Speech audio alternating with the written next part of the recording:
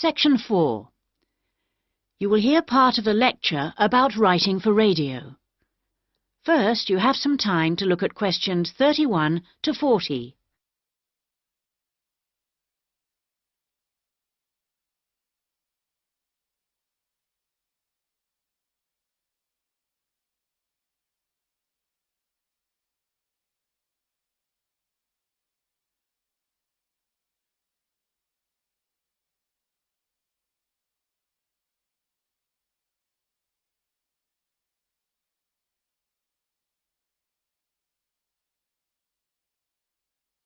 Now listen carefully and answer questions 31 to 40. We're going to move on today to look at some of the key principles of writing for radio. Of course, the main thing that you have to remember is that a radio script is not written to be read, but to be spoken and heard. Now, putting this into practice is more difficult than it seems, because writing as we speak involves abandoning many of the normal rules of writing that have been taught to us from an early age.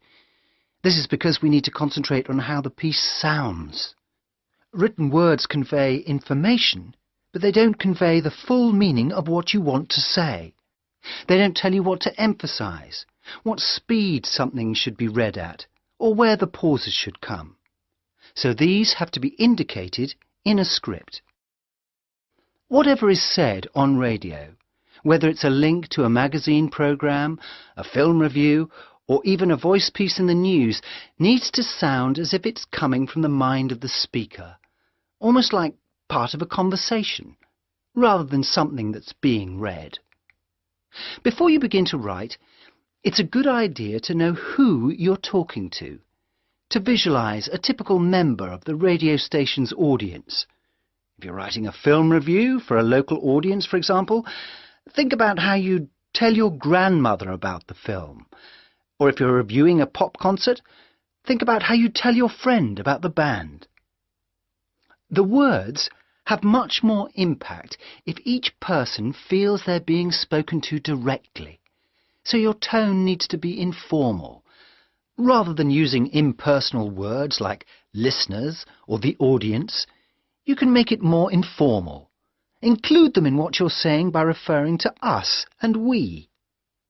Once you know who you're talking to, the next thing is to work out what you're going to say. Don't forget that the person listening to you has no opportunity to ask questions. And in the same way, you can't repeat what you've just said. For these reasons, it's important that your script is logical and progresses smoothly.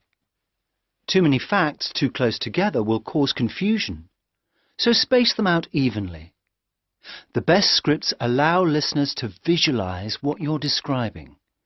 For example, instead of giving the physical dimensions of a field, describe it as being the size of, say, a football pitch.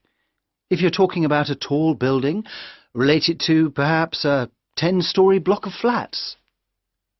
Now, all scripts need something that will grab the attention of the listener. You need something that'll make them say, "Hey, I want to stop and listen to this." So the first sentence has to do this for you.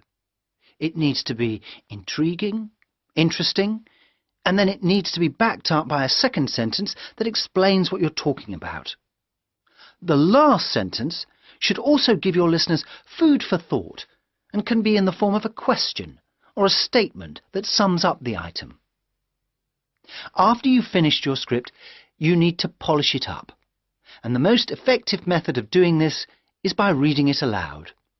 This also helps you to avoid tongue twisters or words that you might find awkward to pronounce.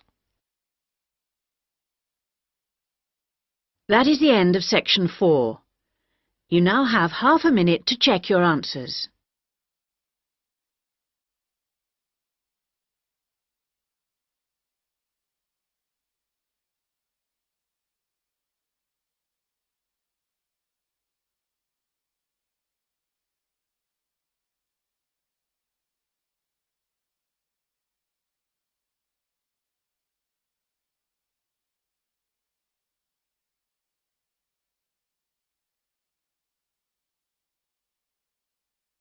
That is the end of the listening test.